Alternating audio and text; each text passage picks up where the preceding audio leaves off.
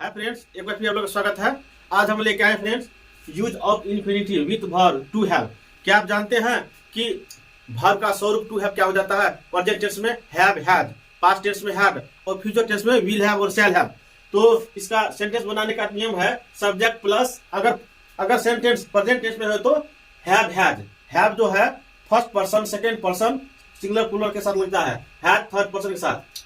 और ये है हैड। यह अगर सेंटेंस पास्ट टेंस में हो तो हैड का प्रयोग करेंगे, और अगर सेंटेंस फ्यूचर टेंस में हो तो शैल हैव और विल हैव प्रयोग करेंगे प्लस इन्फिनिटिव। इन्फिनिटिव वो है जो वर्ब के पहले टू लगता है, जैसे to go, to eat, to read, to write, to weep, to sleep, anything मतलब इट का प्रयोग करेंगे। जैसे पहला वाक्य मुझे जाना पड़ता है, प्रेजेंट टेंस में है, या मुझे जाना है, सेम ही वाक्य हुआ। इसका इस प्रकार करेंगे। सब्जेक्ट हो गया मुझे, आई हैव टू गो।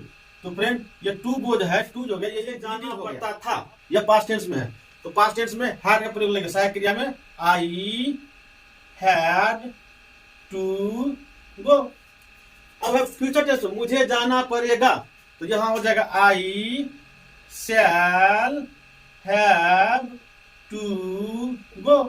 अब है अगला थर्ड पर्सन में सेंटेंस, सब थर्ड पर्सन है कि उसे खाना पड़ता है, उसे का ही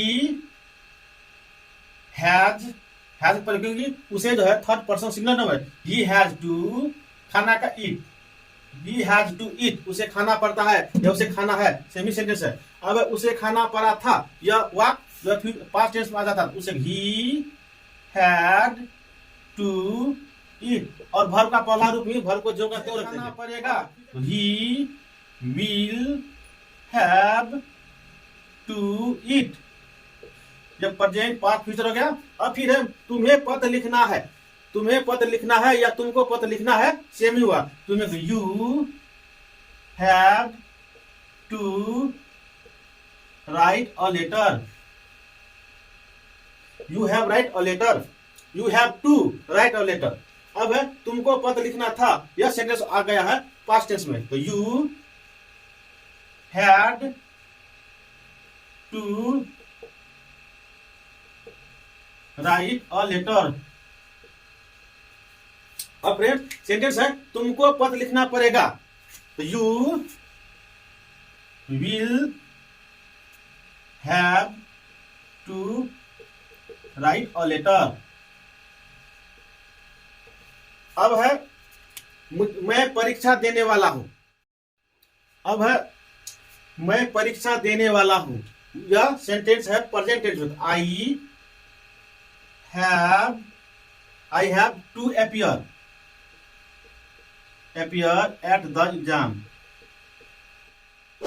शॉर्टकट में या इसको हम एग्जामिनेशन भी लिख सकते हैं। अब पास्ट टेंस में यही सेंटेंस आ गया पास्ट टेंस में, जैसे कि तुम्हें परीक्षा देना था, तो यू हैड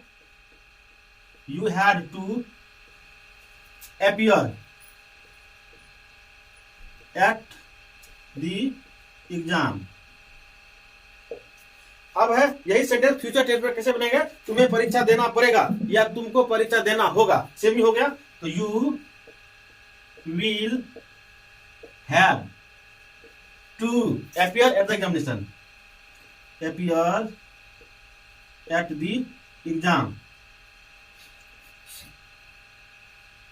तो फिर इस प्रकार हम यूज करेंगे। अगर बात करें इसी के निगेटिव तो निगेटिव में कैसे सेंटेंस बनाएंगे, तो मुझे जाना पड़ता है, तो मुझे जाना नहीं पड़ता है, I have not to go हो जाएगा। और इसको मुझे जाना नहीं पड़ा था, तो I had not to go.